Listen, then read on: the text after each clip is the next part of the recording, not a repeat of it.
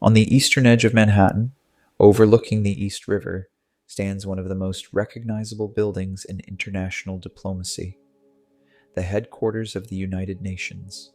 From here, representatives of almost every nation on Earth meet beneath one roof.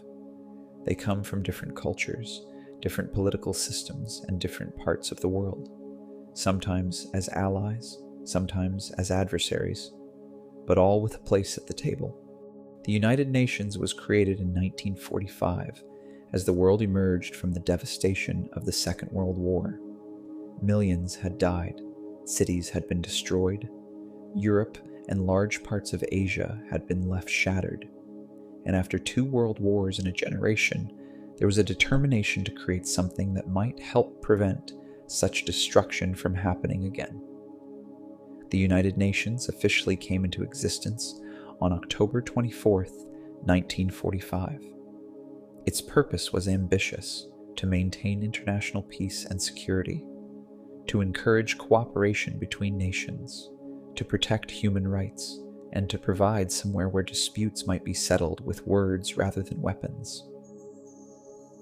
The organization needed a permanent headquarters. New York was chosen, and land beside the East River was secured with the help of an $8.5 million donation from John D. Rockefeller Jr. An international team of architects was assembled. Among them were some of the most important names in modern architecture, including Le Corbusier and Oscar Niemeyer. Construction began in 1949. What emerged was dramatically different from much of the New York surrounding it. Glass, steel, and clean modernist lines. At its center stood the tall Secretariat Building, a structure that would become instantly recognizable around the world. The complex was completed in stages during the early 1950s. It was more than simply an office building. It was intended to represent a new age of international cooperation. Perhaps the most familiar sight outside the United Nations is also one of the simplest. The flags. Stretching along First Avenue, the flags of the member states stand side by side. Large nations beside small ones, powerful countries beside nations many thousands of miles away. Whatever their differences beyond these gates, here each represents a member of the same international organization. Today, the United Nations has 193 member states. Beyond the glass and concrete are rooms that have witnessed some of the defining moments of modern history. The General Assembly Hall is perhaps the most famous. Every member state has a seat. Every member state has a voice. Presidents, prime ministers, monarchs, diplomats, and ambassadors have all addressed this room. Some speeches have offered hope. Others have exposed deep divisions. Some have become part of history. At the front of the chamber sits one of the most familiar symbols of the United Nations, the green marble rostrum. Behind it, the golden UN emblem. It is a room designed for diplomacy, but diplomacy does not always mean agreement. The Security Council elsewhere within the complex sits the Security Council. Its responsibility is international peace and security. 15 nations sit around its famous horseshoe-shaped table. 5 are permanent members: China, France, Russia, the United Kingdom, and the United States. The remaining 10 seats are held by countries elected for limited terms. Decisions made here can have consequences far beyond this room. Sanctions, peacekeeping operations, ceasefires, international disputes, and questions of war and peace. At times, the Council has acted decisively. At others, disagreement between its most powerful members has brought it to a standstill. That contradiction has followed the United Nations throughout its history.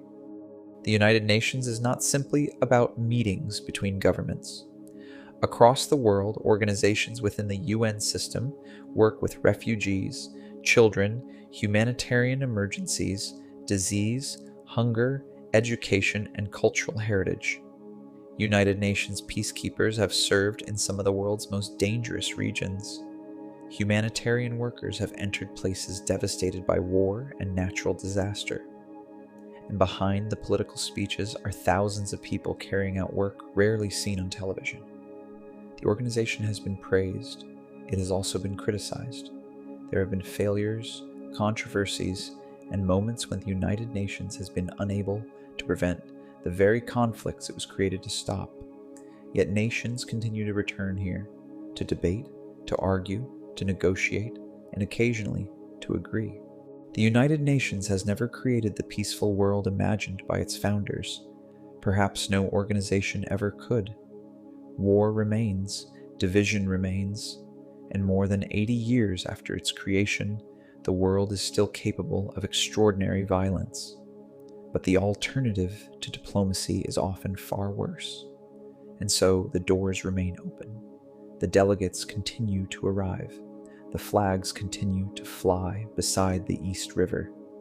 And inside these buildings, 193 nations continue the difficult, imperfect, and sometimes frustrating process of talking to one another. Because ultimately, that was the idea behind this place. Not that the world would always agree, but that there should always be somewhere it could talk.